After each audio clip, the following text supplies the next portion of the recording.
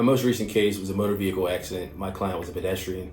She was walking to the store, and as she was crossing the street, she was hit by a tow truck. She suffered some injuries in which she broke her tibia and fibia. It was a compound fracture. The case ended up settling for $775,000.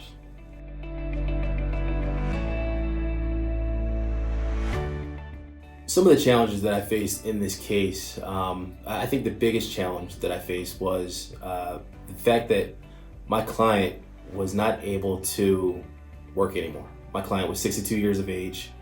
She didn't go far in school. I think she had a 7th grade education. As I said before, she worked as a custodian at the University of Pennsylvania. The majority of her life she spent on public transportation going to and from places. So when this accident happened, she was no longer able to walk 10 minutes to her local bus stop. So some of the things that she was just used to, she was not able to do anymore. I think oftentimes people take working for granted.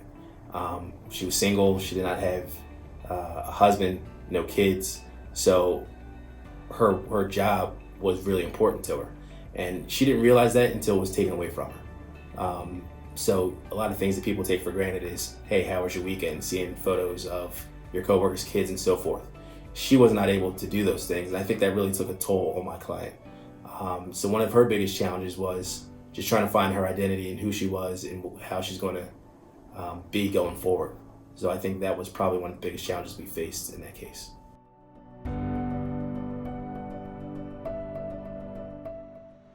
I am pleased with the settlement. Anytime someone has a compound fracture, I always think it's probably worth a high 6-figure case.